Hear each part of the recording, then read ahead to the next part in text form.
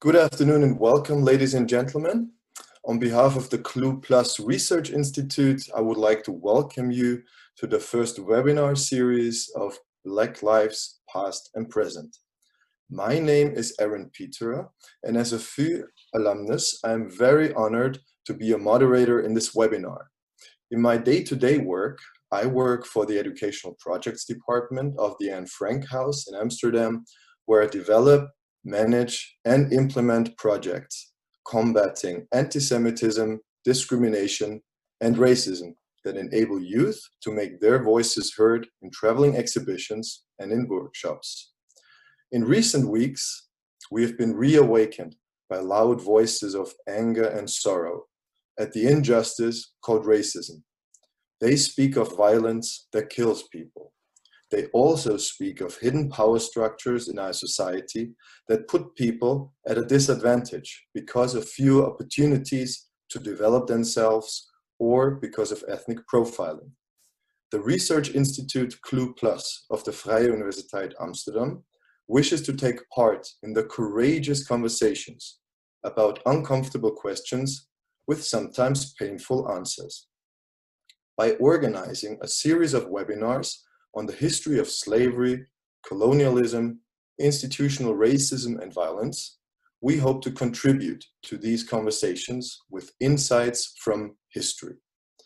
Now, the title of our second reading of this series for today is From Main Target to Golden Child and Beyond, Decolonizing the History of the Moluccas. And it is with great pleasure that I may introduce our presenter today, Wim Manuhutu. Wim Manuhutu is a lecturer at the History Department of the Vrije Universiteit Amsterdam. In 2016, he co-organized a workshop on the history of slavery in Indonesia at Gadjah Mada University in Yogyakarta, and he is working with Indonesian historians and heritage professionals on mapping slavery in Indonesia. As a former director of the Moluccan Historical Museum, he has a long-standing involvement in Moluccan history in the context of decolonization and post-colonial Dutch society. And before I turn over to Wim, I would like to ask you to forward your questions to us by using the Zoom Q&A function, and we will address your questions after the presentation. Wim, the stage is yours. Thank you very much, Aaron, for this generous introduction and also introducing the series. And I feel very honored to be part of this first series. And let me just start by trying to share my screen in order to start the presentation.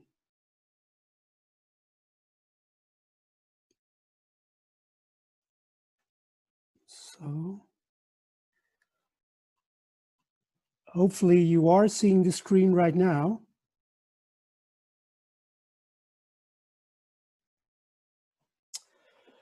Okay, so from main target to golden child and beyond. And a disclaimer, it is not possible to talk about all the aspects of Moluccan history of the Moluccas in the time that we have, but hopefully it will be a presentation that will inspire conversations and will inspire new ways of thinking or rethinking of perhaps older ideas and thoughts. But to start, I would like to acknowledge the stance of the Vrije Universiteit Amsterdam, which came out with a statement by the management and all the deans in support of the Black Lives Matter movement. And the statement is crystal clear where the VU is standing. It is also clear that if you put out a statement like this, it comes with great responsibility. It means that you have to follow up on your words. Words matter. To borrow the title of a booklet that came out at the Tropen Museum, words have meaning in everyday life. And so it is important, I think, that the Vrije Universiteit will follow up on this strong statement against all forms of racism and exclusion, and that they stand for an inclusive and safe environment at the university. And universities have this unique position as producers, but also sharers of knowledge. So I think that universities are in a unique position to help and assist this push for a more equitable, more inclusive, and open and honest society. If we look at the Moluccas, it is important, and this is the map, and for many of those who are watching right now, this is something that they are familiar with, but perhaps it is always good to position the area that we are talking about up north from Australia, below the Philippines, and consisting out of a great number of islands, large and small, some inhabited, many of them not inhabited. And variety and diversity is actually something that is very inherent to the Moluccas. And especially if we look at the Moluccas before colonialism, in pre-colonial times, we see a wide variety of polities. We see sultanates, especially in the northern part of the Moluccas. We see villages and village federations in other parts, and especially in the interior of larger islands such as Halmahera in the north, the island of Seram and Buru in the middle of the Moluccas. We see that we also have populations and communities that live a life of nomads or semi-nomads, one might say perhaps, and I will return to that later on in my presentation. What we also see, and this is why interdisciplinary research is important, and archaeological research has been instrumental in deepening our understanding, that there are these long existing trade networks, be they local, regional, or even long distance. And we see, for instance, the resurgence of dongsong drums, so bronze drums in the southeastern part of the Moluccas, that are evidence of long distance trading networks. So this idea that any area in the world is isolated and had no contact with the outside world prior to the arrival of Europeans is, and hopefully we all agree, is something, a notion, a fiction that was purposed during colonial time, but does not correspond with reality. What made the Moluccas unique is that it was the sole producer of two fine spices, cloves and nutmeg. And now originally cloves only were to be found in the northern part of the Moluccas, whereas nutmeg was to be found, especially the type of nutmeg that was valuable for trade, was to be found on the Banda Islands.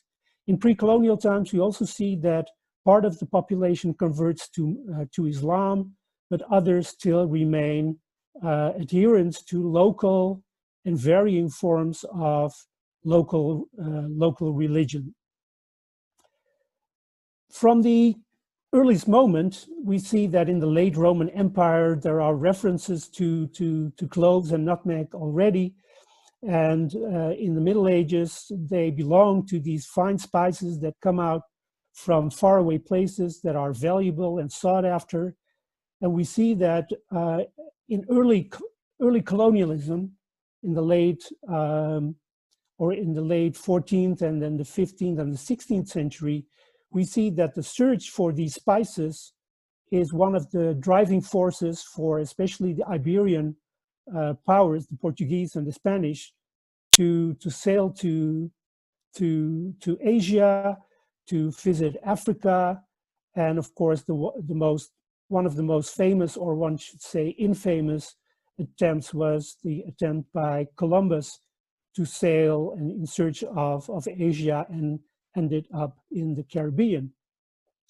We see that in the end, because of this division of the world in the late 15th century between the Portuguese and the Spanish, that the Moluccas fall in the realm of the Portuguese, and they try to, when they visit the Moluccas, try to establish control over the spice trade in the North Moluccas and in the Banda Islands. And in both cases, in the end, they fail. They are not powerful enough to resist or to overcome resistance by local rulers, sultans in the North Moluccas, who employed the Portuguese as allies against neighbors and competitors, but in the end were not willing to hand over control over the spice trade to them.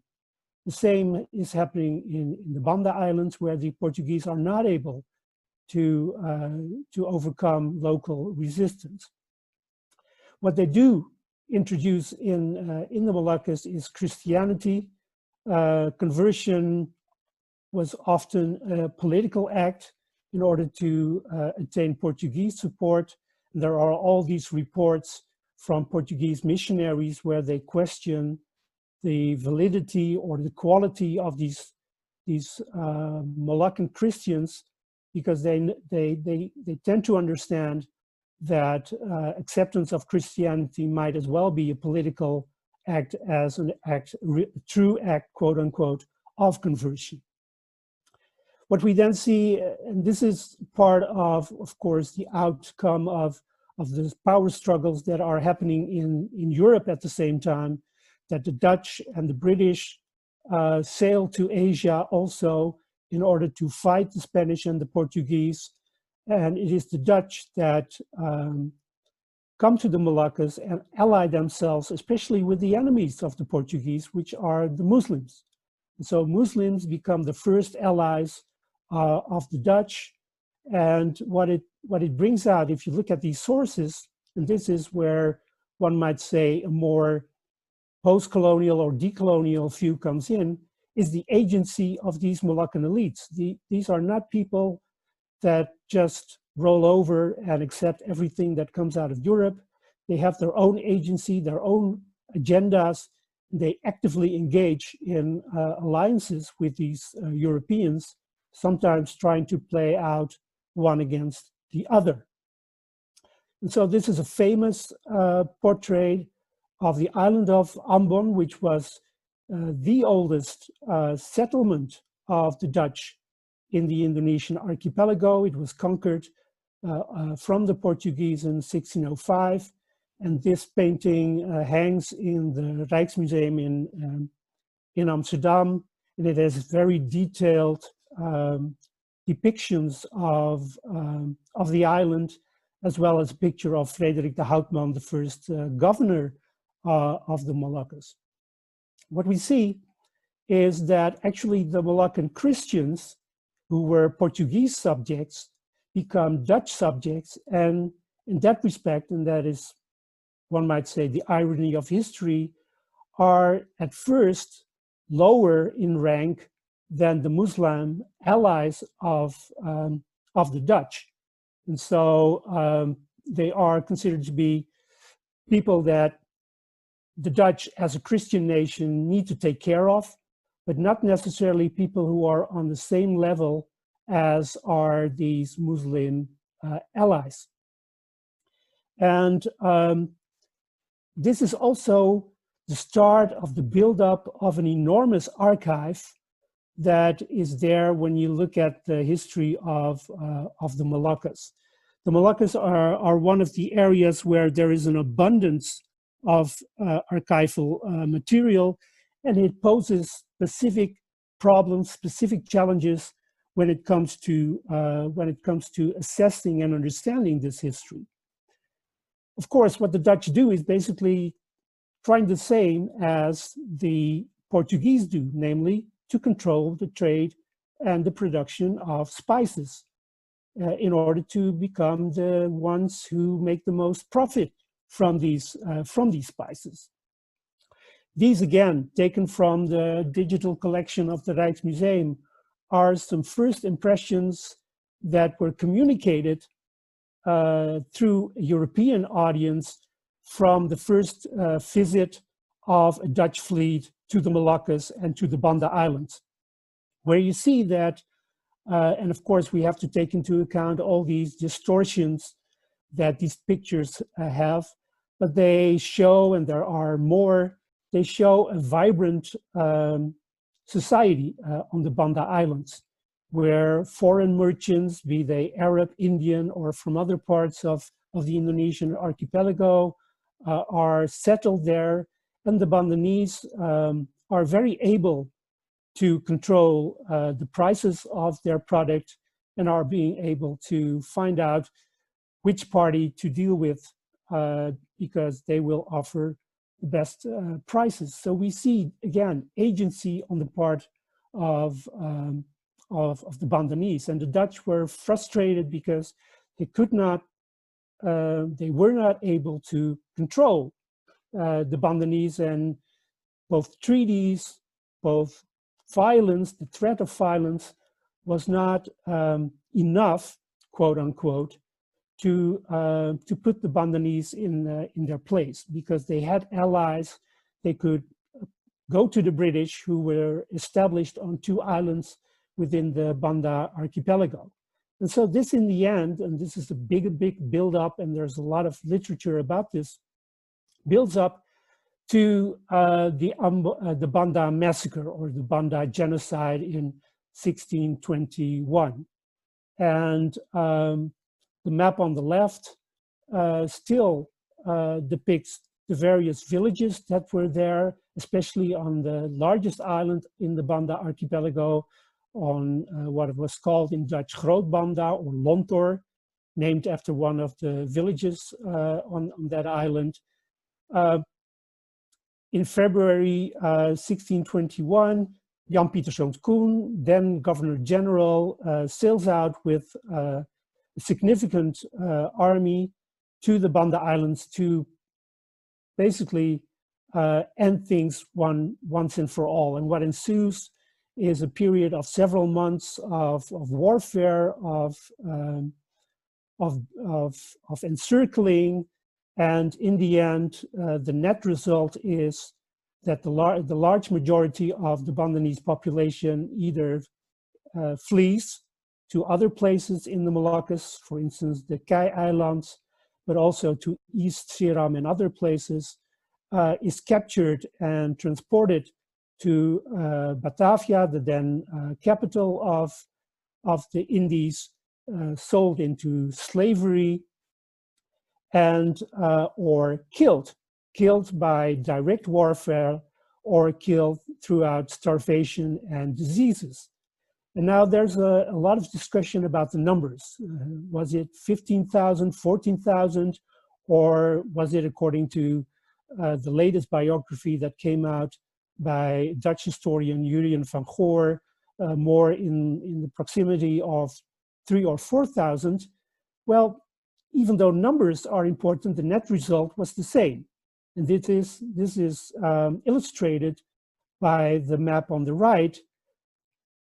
All of the Banda Islands were distributed among small-scale plantations. The indigenous population had no say at all anymore, had no claims that they could make on any part of the ground, and so all these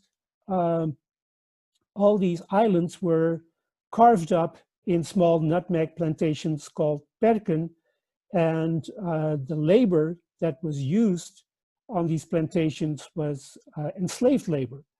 And another Vrije Universiteit alumnus, Matthias van Rossum, in his book Kleurrijke Tragiek, has shown that thousands of enslaved laborers from all parts of the Indonesian archipelago and beyond were transported to places like Banda in order to fulfill the lack, the need of labor that these nutmeg plantations in the end had. And even though there were critics of Koen at the time, also within the VOC, people who deplored the fact that he resorted to these tactics, in the end, it didn't harm his career because it was effective from the standpoint of the VOC. The production of these nutmegs was highly profitable. And here we see that it is important to understand Kuhn as an executor of policy rather than an exception to the rule.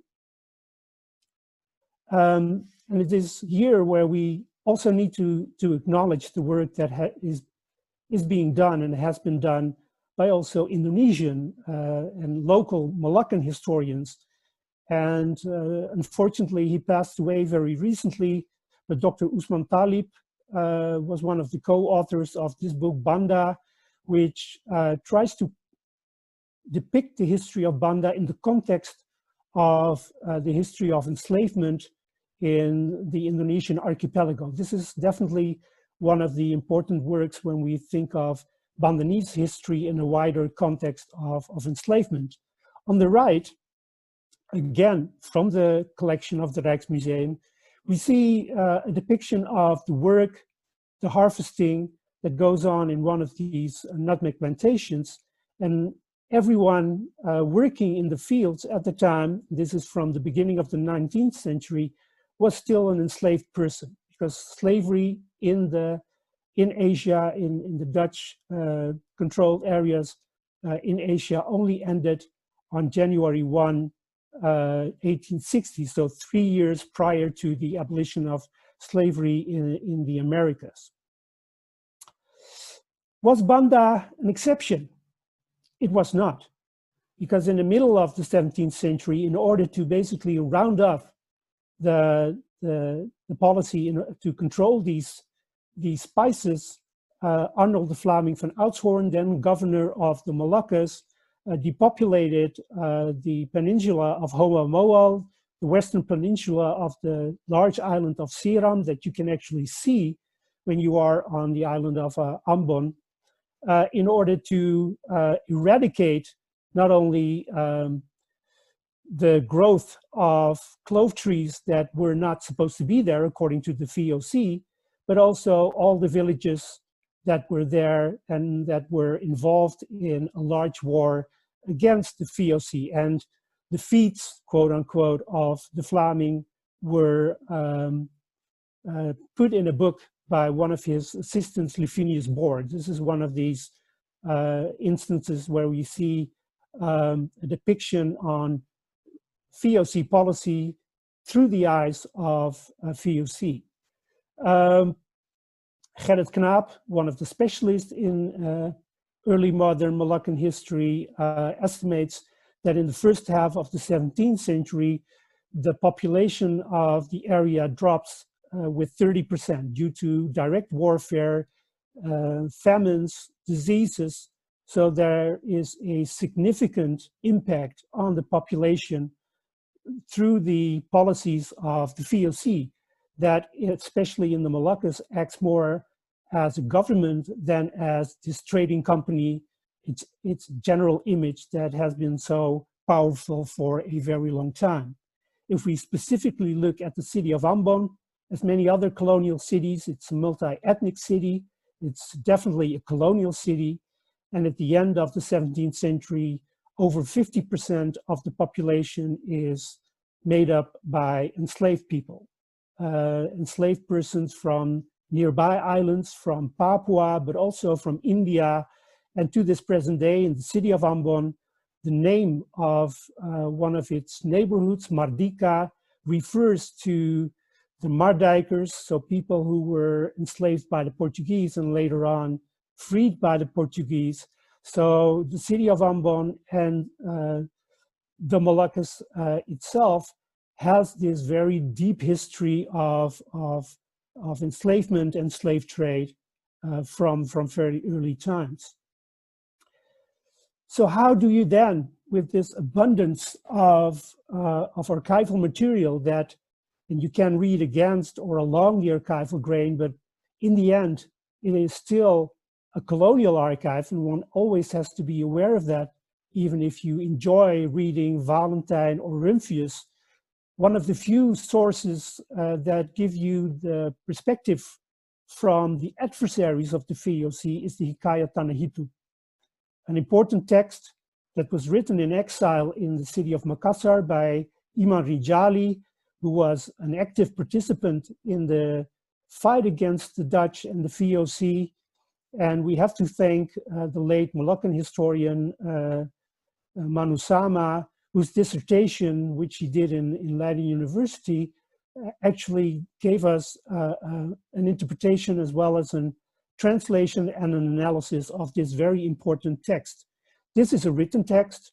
There are many other texts, but these are oral texts, these are songs, these are stories, these are family names that also constitute important texts that can help us in bringing out another form, one might say, another epistemology, another form of text to counter and to correct and to supplement existing colonial archives. And so this talking back to the archives is always very important. And of course, you are always very glad if you find information, but you always need to critically assess whether or how this information is framed and how this information is actually made, and the archive is made by contemporaries that were also involved in controlling and subjugating indigenous people. So decolonizing the archives is, of course, something that is very easy to say, but it takes time and it takes quite a lot of work to do so. And this is where interdisciplinary work is necessary. So archaeology, anthropology, to fully understand local traditions, local oral traditions, as again, songs and other forms of knowledge production, as well as linguistics. Because, for instance, as Bandanese fled to other places, they fled taking their family names and taking their language to other places, and these traces are still there to be studied. And in this case, especially where the Bandanese are concerned, the work of anthropologist Timo Kaartinen should be mentioned, who studied one of these villages of Bandanese exiles in the Kai Islands. So resistance is there. The late Muridan Wijoyo wrote this wonderful thesis on the revolt of Prince Nuku in the North Moluccas from Tidore, who by forging these different alliances in the end succeeds in becoming the Sultan of Tidore in 1810. 7 years later, as the Dutch return after British rule, immediately there is a large-scale resistance, which in the colonial period was labeled as an uprising, now a war.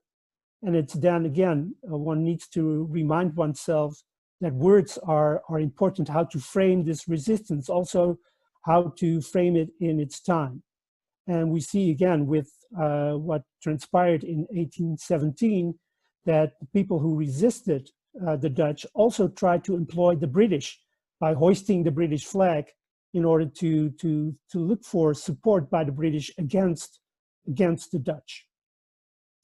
And so, because of time, we go to the end of the 19th century.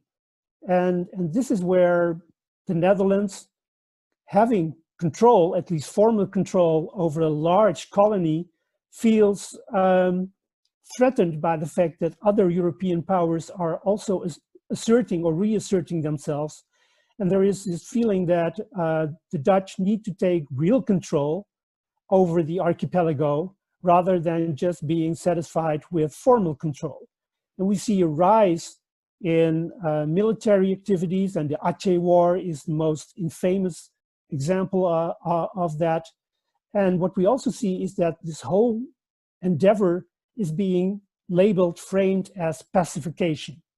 So bringing law and order as part of the colonial civilizing mission enterprise by the Dutch as a Christian modern nation to these barbarous Muslim indigenous communities. And we see that in the justification many times culture, religion is being used as a justification for intervention and military action.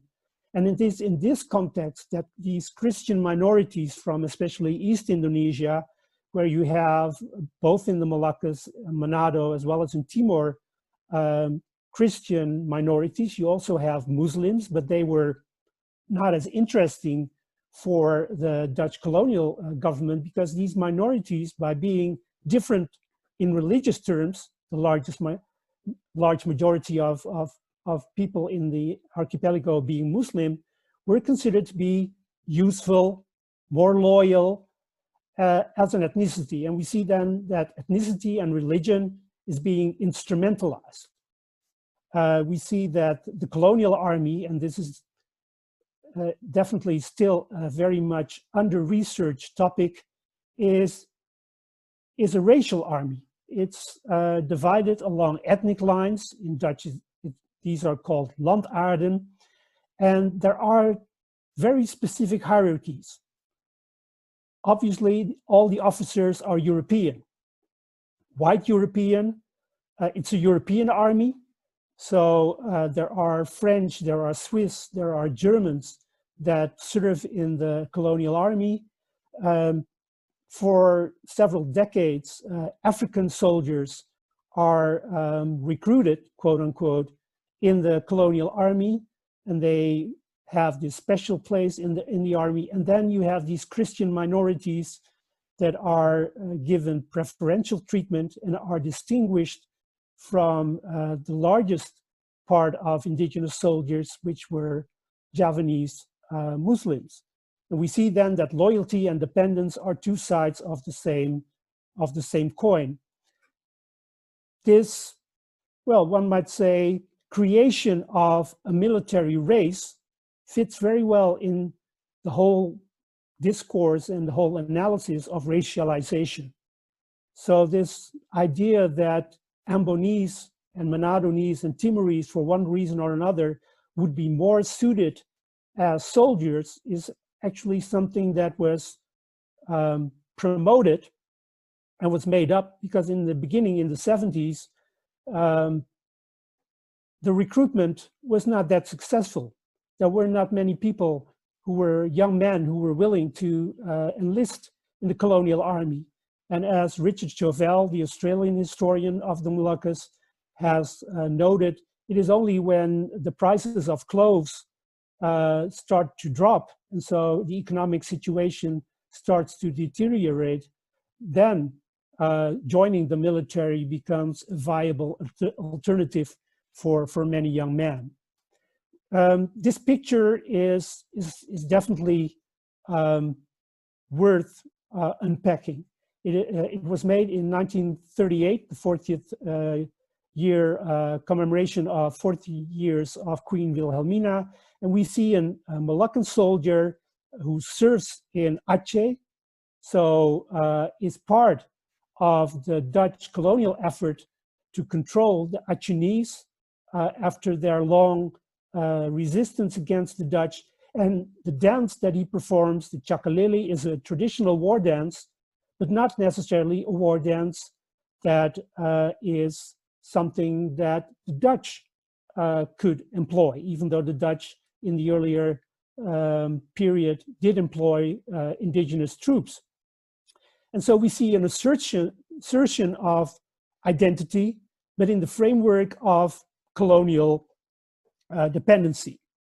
And we see that not only soldiers, but also teachers, ministers, spread out throughout the archipelago, and we have Molokkan communities dating back at least 100 years being part of that colonial enterprise to establish law and order and civilization, and especially, not exclusively, but especially in places like Papua, we see that these Moluccans play an important role to basically control Papuan people.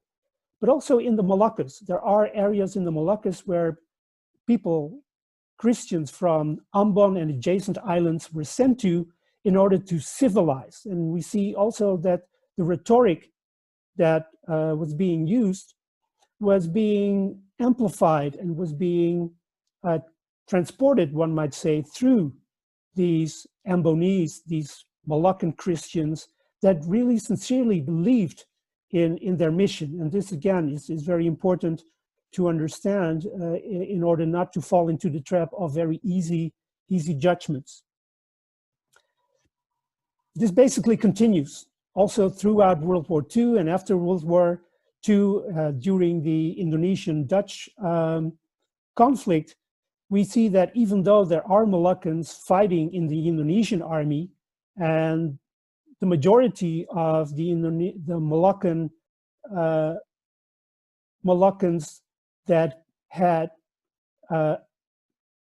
advanced education actually side with the Republic of Indonesia, the general image, both in Indonesia as well as the Netherlands, is that of the Moluccans siding with the Dutch. So making them a target for some groups during the War of Independence in Indonesia, and in the Netherlands, seen especially by those who still believed in this bond between the Netherlands and Indonesia as the few remaining loyal ethnicities in Indonesia. And again, looking at these pictures, what is important to actually try to find, and this picture is from the collection of the Molucas Historisch Museum, to actually find and identify the people who are there on the pictures. So they are not nameless, anonymous soldiers, but these are people with histories and stories to tell. So this supposedly century-long bond between the Dutch and the Moluccans, and Chauvel has written a paper called Ambon's Other Half, because this idea that the Moluccas was a purely Christian area is very much colonial, ended up in the resurrection of a monument called Loyal Through the Ages, Door de Eeuwen Trouw. And this is a picture from 1948. And what we see is that as Indonesian troops, after the proclamation of the Republik Maluku Selatan, the Moluccan Republic of the South Moluccas in 1950, on April 25th, when they invade and in the end occupy the area, one of the first things they do is to blow up this monument, because they see it, and there were Moluccan troops involved in the Indonesian attack. They would frame it as liberation of the Moluccas, as one of the examples of the hold of colonialism on at least part of the population of the Moluccas. And so let's go back to Koen. On the left, there's a postcard from around the turn of the century, 1900, in Hoorn. There was also a monument there on what was called the Koningsplein, now Lapangan Merdeka in present-day Jakarta. And those two monuments basically corresponded. They were to honor one of these empire builders of the Dutch colony. And in 1937, the then Prime Minister of the Netherlands, Colijn, who was a former officer of the colonial army serving under Van Heuts, spoke at a commemoration and used this phrase, this famous phrase, uttered by Koen, "Despereert niet," do not despair, in order to basically put Koen on a pedestal as an example for the Dutch nation, to be as enterprising as Koen was in his time. And on the right hand, we see two stills from a very brief clip, and the link is there below, of the toppling of the statue of Koen in 1944, so under Japanese occupation. And if you would look closely at the Dutch translation of the text, and the voiceover is in Indonesian, it says, "Almost every Indonesian knows about Koen, and he's the symbol of slavery. And so slavery, not necessarily slavery in the very strict sense, but slavery in the sense of subjugation and domination by a foreign power. And so that brings me to the conclusion of my presentation. If we look at the statue in Hoorn, it has been controversial from the very beginning. And in the aftermath of the latest protest, people took to Delver in order to find that even when the monument was erected in the 90s of the 19th century, there were also already people speaking out against the monument. But in 1987, at the opening of an exhibition at the Westfries Museum in Hoorn, Moluccan artist Wilina Lohi presented in Dutch, what is called in Dutch, a Zwartboek, a report on the wrongdoings of the VOC in general and Koen in particular to the late Prince Claus, who was gracious enough to receive. And this is a beautiful example of how artists can intervene. One of the results in the end, and it was also because accidentally the statue toppled in 2011, a plaque was added to the monument in order to contextualize the statue. But a statue and a plaque, there are power dynamics at work where you see that the plaque has only very limited power. And therefore, and especially also in the wake of the Black Lives Matter movement, several organizations, and I want to acknowledge We Promise, Decolonizing Netwerk Voormalig Nederlands-Indië, and Building the Baileo, for organizing the protest, where people came out as part of this movement against racism, against institutional racism, and all kinds of hierarchies that are a legacy from colonial times. And I think this picture is very telling, where this call for decolonization is definitely part of the discussion. And in the run-up to 2021, so the 400-year commemoration of what transpired in Banda in 1621, we are looking at very interesting times. And I do feel that it is time to not necessarily destroy, but at least move the statue of Jan Pieterszoon Koen. And again, I'm very aware of the fact that I skipped over many important and interesting things that we could talk about for hours, but hopefully questions will enable us to at least raise some of these issues. Thank you very much. Okay, thank you very much, Wim, for sharing your insights. As we can see, we learn a lot about how colonial history, how we actually see what is happening right now, the story behind all of these actions, that it's not just something that came up. These protests have a history, and in different forms. They have, as you rightly said, been there already in the 19th century. Now, I would like to take us to the first question that we have, and it's a question in two parts. The first part, could you please say more about the importance of telling stories of resistance to colonial powers, so local stories of resistance to colonial powers? Oh, this is yes, thank you. Thank you also for this question. This is definitely an important question, where during colonial times, of course, resistance was silenced. It was there in report, but it was hardly there in books. And it was often framed and stated that this was what these barbarians did, because they did not understand that living under colonial rule in the end was better. And it is also important to remind ourselves, and this is what we learned from important Indian historian Guha, apologies, that we need to be careful not to replace one hegemonic story with another. So it is always important to look at all kinds of forms of resistance, not only violent resistance, but also, well, small-scale resistance, people fleeing, for instance, or people not working as well as they could.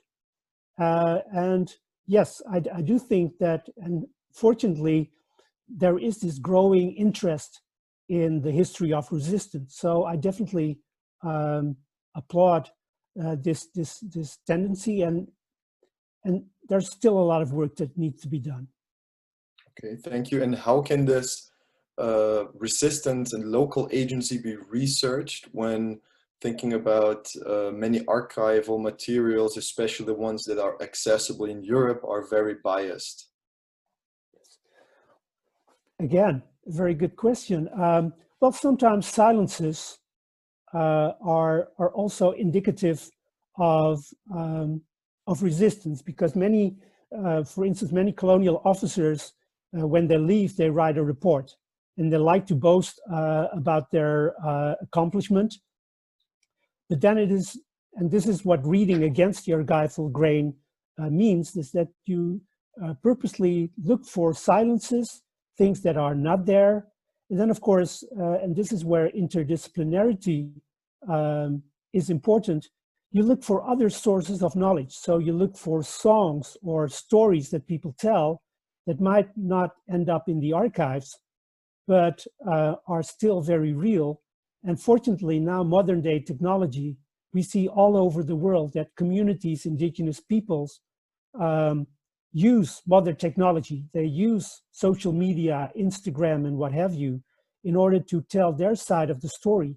So in that respect, one might say one of the excesses of global capitalism, these big tech operations, also enable marginalized groups, silence groups, to speak out. Okay, thank you. The next question, how is the Moluccas colonial past dealt with today in Indonesia? Again, good question, a complex question also. So, well, when at the turn of this century, in 1999, there was massive violence in the Moluccas, actually the colonial history played an important role, where for some, the violence was a result of the fact that Christians in the Moluccas could not accept that their colonial preferential status was being challenged. Now, this is a very one-sided and distorted view of what happened, but during the conflict, all kinds of colonial images were used. And in general, one might say, and this contradicts this very, very superficial notions that history does not play a role in Indonesia. People know about these histories, and the existence of all these Moluccan communities throughout Indonesia is definitely a very tangible, well, proof of that history. So colonial history is there, and what is interesting to see is that there are now younger people, both within but also outside of academia, that take an active interest in heritage, that go on heritage walks, that visit all these fortresses and are curious about the histories. And so, yes, I would say colonial history, especially in the Moluccas, is still there. But as Indonesia, for over 3 decades in the last century, was under authoritarian rule, history was also being instrumentalized. So many people also have this very uneasy feeling about official histories that they were taught at the time. You already mentioned the importance of interdisciplinary research. How much contact and exchange is there today, for example, between artists, museologists, and other groups from the Netherlands and Indonesia? Are you aware of any projects? Yes, there are various projects that go on, and of course, in an ideal world, this would be much more intense. And Indonesia being an enormous country, the further you are from Jakarta, the more difficult it becomes to engage in these conversations because of very practical notions of cost and distance. But for instance, at this, I myself was involved in co-curating an exhibition on Banda in 2017 that was there both in Jakarta as well as on Banda. And at this moment in Frame Reframed in Amsterdam, there is an exhibition on botanical gardens that features many great Indonesian artists, including a wonderful artist called Ipe Nur, who has a very strong work that directly deals with the Banda massacre. So that is definitely a must-see for those who are in Amsterdam. Okay, thank you very much. Now, are there any historical archives, local or international archives, that show how people in the Indies, Javanese, Sumatrans, etc., perceived the Moluccans during the colonial times? Yes, well, actually, if you look at, well, if I can limit myself to the colonial army, there are all these articles by Dutch officers that talk about these differences and how these differences could be instrumentalized in military policy. So you put the Ambonese first, and you put then people from other ethnicities in the back because of their presumed military qualities. And one might say it is the most clear success of a colonial power if the groups that you targeted start to believe this myth, this feeling that they are better, they are being paid a better wage, their children can go to better schools because they are better. And of course, this is the insidious part of colonialism. And Cynthia Enloe in the early 80s already in her seminal book, Ethnic Soldiers, writes about how colonial governments everywhere instrumentalize minorities in order to fulfill these key positions to be an extra control for colonial rule. So there are all these mentions in the archives, but also in public, in newspapers. On the other hand, the fact that there were Moluccans who, from a very early stage, engaged in the Indonesian nationalist movement and the movement for independence is, of course, marginalized in many papers, and you have to look for other sources and other papers. So therefore, knowledge of the language, knowledge of other sources than colonial sources is essential in order to be able to compare, but also to escape the hold of those colonial sources. Well, thank you. Just made me think about other colonial histories, for instance, in Africa, how certain people were favored by colonizers and dynamics abused basically to put one group of people on a pedestal in order to get their colonial achievements done, basically. Mm-hmm. So definitely see many parallels. And what kind of sentiments were there against the golden child, as you put it? Well, people thought of Ambonese as being brazen, rude, too self-assured, because they were, and they saw themselves as, the hands and feet, or one might even say the iron fist of Dutch colonial power. And for instance, especially after World War II, in a very uncertain situation, and research is being done on that period right now, we see that the Dutch government again relies on Moluccan troops. And immediately after the war, the Dutch colonial army starts to recruit soldiers from the Moluccas in order to fight, not against the Japanese, but against the Republic of Indonesia. So we see a continuation of those practices, and this led to tragic encounters. And there is this statement by a Moloccan Indonesian officer who says, well, in the end, we, as Indonesian Moluccans, were not successful of winning the hearts and minds of our fellow countrymen, and this is where we failed. Okay, the next question that we have, in what concrete terms does this colonial history of Moluccas play in the everyday lives of Moluccans today? Depending on where you situate Moluccans, I think in Indonesia, when people talk about these differences in wealth and in access to both political as well as economic power, Eastern Indonesia in general is considered to be less favored when compared to West Indonesia. And in the Moluccas, groups also sometimes compete.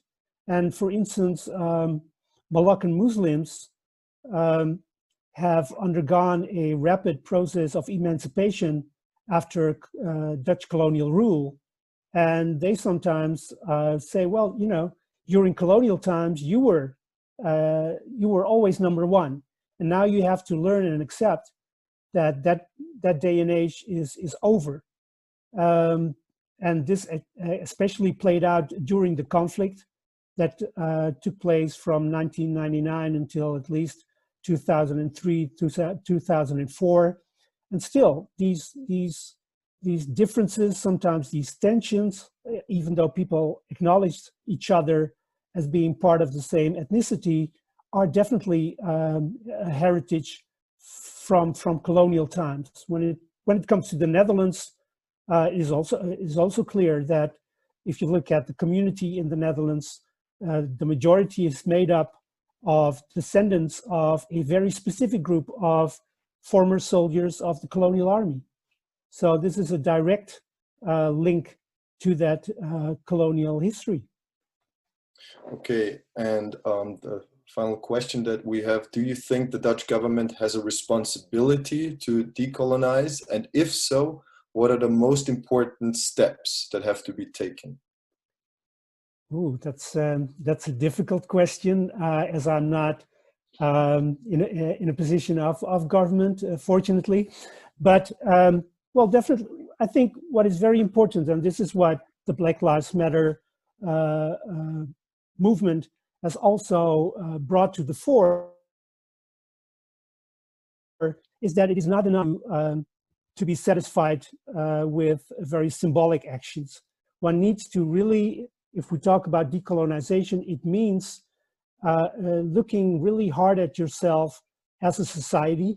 And of course, government is part of society, and to see and acknowledge how these traces and how these systems of hierarchies that were there when the Netherlands was still a colonial power still inform us, still inform our behavior, and still, well, basically control what we do and what we say. And the Dutch king apologized when he visited Indonesia, but he only apologized for a very small part of that history. When he talked about the violence that took place between 1945 and 1949, he talked about apologizing for the excessive violence. And so I think for many, this was a very, one might say, meager form of apologies and not dealing with colonialism as a whole. And so I think we're definitely still in the beginning of this conversation of trying to find ways, meaningful ways and significant ways of how to decolonize. Okay, thank you, Wim. Now, to conclude, I would like to read a story that we just received in the Q&A. So it's not a question, but I think it's a nice way to end this webinar. I'm originally from Serra Molucco. My family name was the Christian minority, and my grandfather is in the Knil army. I'm an artist from Indonesia, and I'm working on this issue for 2 years. And it's called Why My Name is Vincent, which is the name that was given by my father because of his grandfather. He started to use Western names. When they became Christian, they couldn't use local names anymore. It affected me because I needed to constantly adapt to people in Java, mostly Muslims. I was in Banda last year, and I'm more aware of the importance of this history that needs to be exposed. I'm working with this, and I hope we can work together more. Thanks a lot, from Vincent. Oh, a wonderful story. I'm very looking forward to be in communication with them. Yeah. Well, Wim, thank you very much for your insights and for taking time to answer all of the questions that we received. I would like to let all of you know that we will be sending the link to this webinar, to the recording, and also we will share your contact details, Wim, if there are any further questions. Finally, I would like to remind you of our third webinar of this first series, which is on Wednesday, July 15th from 4 to 5 p.m. The presenter will be Pepijn Brandon, and the title of his lecture will be When, Where, and How Did the Dutch Slave Trade Begin? Thank you all very much for attending. Wim, thanks again once more for your brilliant presentation. I wish you all the best, and hopefully we will see you again next week. Thank you.